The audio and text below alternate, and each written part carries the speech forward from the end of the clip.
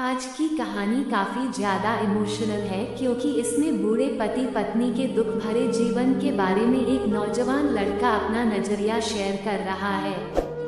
मेरा नाम प्रशांत है। मुझे गांव के घर से काफी दूर की बड़ी सिटी में नई नौकरी मिली थी। इस शहर में भाड़े का घर लेकर रहने लगा। पड़ोसी के तौर पर घर के सामने ही एक घर था जिसमें एक बुजुर्ग जोड़ा रहता था। दोनों बिल्कुल अकेले थे, मतलब ना कोई बेटा, ना बेटी, ना नाती, ना पोते, यानी कि संयुक्त परिवार नहीं था। मैं एक संयुक्त परिवार का सदस्य था, इसलिए मुझे अक्सर उनके बारे में विचार आते रहते थे। मुझे देखकर बुरा लगता है, इतनी उम्र होने के बाद भी उनकी देखभाल करने वाला कोई भी उनके साथ नहीं है। जब मैं सुबह ऑफिस के लिए निकलता था तो देखता था कि दादी जी अपने कपकपाते हुए हाथों से दादाजी को चाय देती थी। वैसे ही कपकपाते हाथों में कप लिए दादाजी चाय पीते थे। वहाँ पर रहते हुए कुछ दिन होने के बाद मुझे पता चला कि ये दोनों मिलजुल के धीरे धीरे घर के सारे काम करते थे। कोई भी उनसे जाकर बात नहीं करता। इतने दिनों में मैंने उनकी आवाज़ तक नहीं सुनी थी। जब मैं शाम को ऑफिस से घर आता था तब दोनों को घर के आंगन में बैठा पाता था और उन दोनों के ही चेहरों पर थकान साफ साफ पड़ पाता था।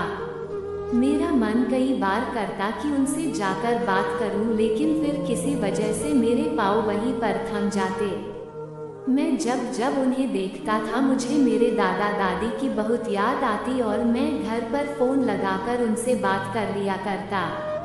एक संडे जब मुझे ऑफिस में छुट्टी थी तो मैंने देखा दादी जी काम कर रही थी, लेकिन उन्हें रोज की अपेक्षा आज काम करने में कुछ ज़्यादा ही तकलीफ हो रही थी।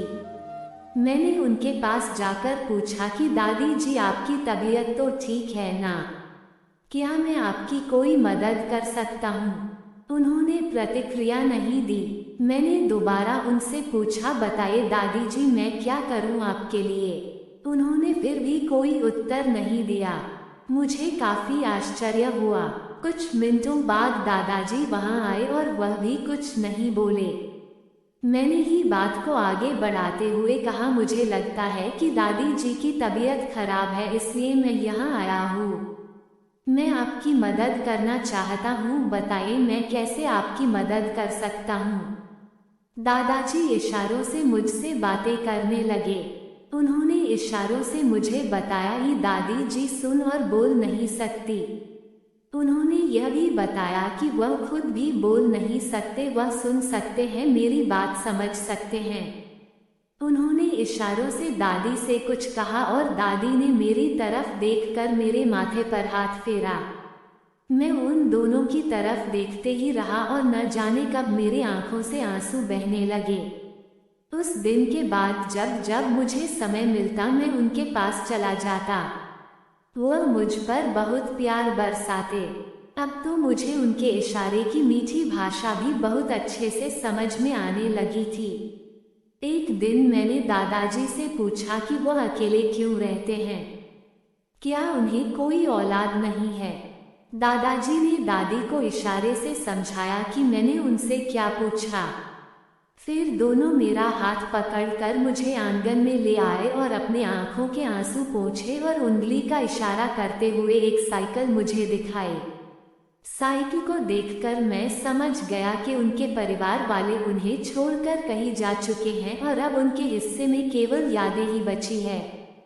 उन्हें रोता हुआ देखकर मैं भावुक हो गया और मैंने दोनों को गले से लगा लिया। उन्होंने मेरे ऊपर अपने सीने में सालों से बंद प्यार के बादलों से प्यार की इतनी बारिश कर दी कि मैं पूरी तरह उसमें भीग गया। दोस्तों, इस कहानी से कई लोग कनेक्ट कर पाएंगे क्योंकि यह सिर्फ कहानी नहीं है, यह कई सारे बेचारे बुजुर्ग लोगों की सच्ची दास्तान है।